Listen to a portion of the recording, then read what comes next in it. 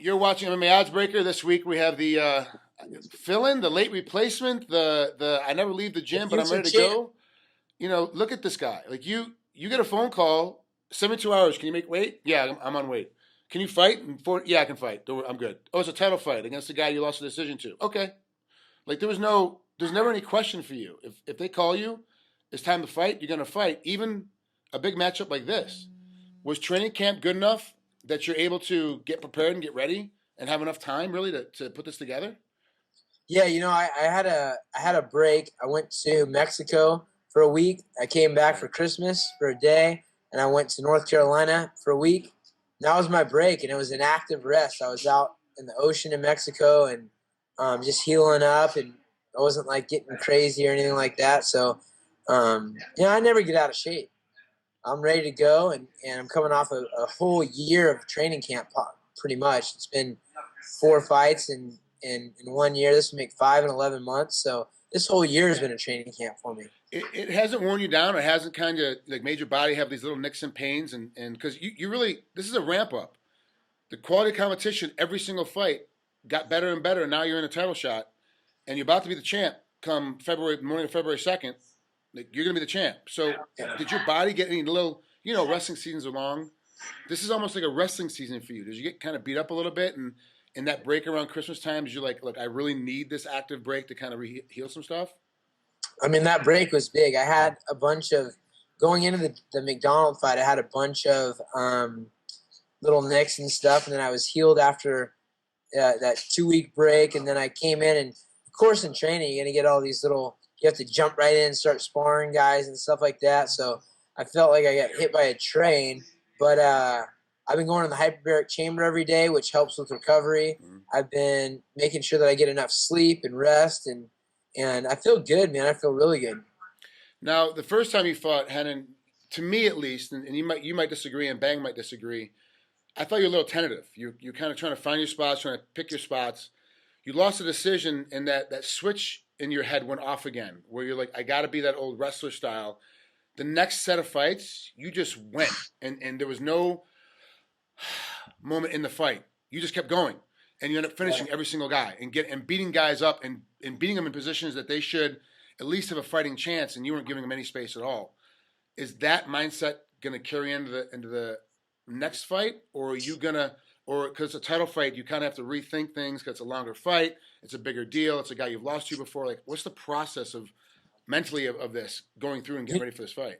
I think the biggest difference for me in this fight is my mentality. And I always go out there and perform the best that I can, but having a little bit of extra edge of excitement and being really looking forward to something, I think it helps. And I had the 4 month, you know, reality show that I was doing and build up to the July 4th fight, which was a big deal, a big payday for me, a lot of excitement, the biggest card of the year. And that all kind of got swiped away from me at the last minute. And I got put in I was like the redheaded stepchild in the corner of the room, and it was kind of hard to get excited for. And so I went out there and I performed. I did an okay job, but I didn't have that extra edge.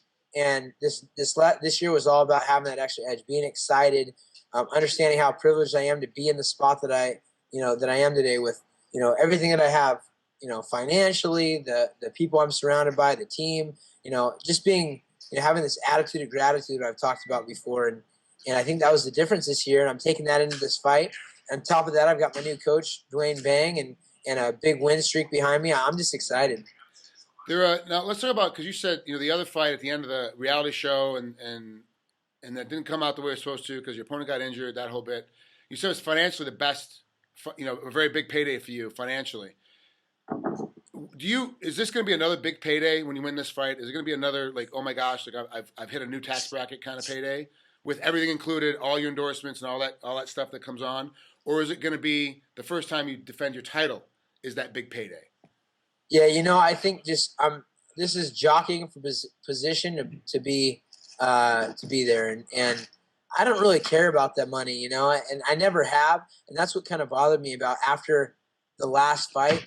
letting that bother me even the least bit going into the fight.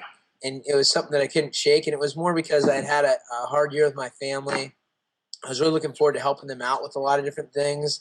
And there was a big swing, you know? So I just had to remember, like, dude, if someone would have told me when I first started this sport, hey, at this time in your career, you're going to be doing this, you're going to be on TV commercials, you're going to be, you know, making this kind of money, you're going to be doing all this stuff, I would have been so happy and elated and fortunate, you know, feel like I was so fortunate. And instead I was, you know, kind of let down on the fact that I was missing out on some opportunity. And it's like, you can't think like that, you know, and that's going to be the difference in this fight.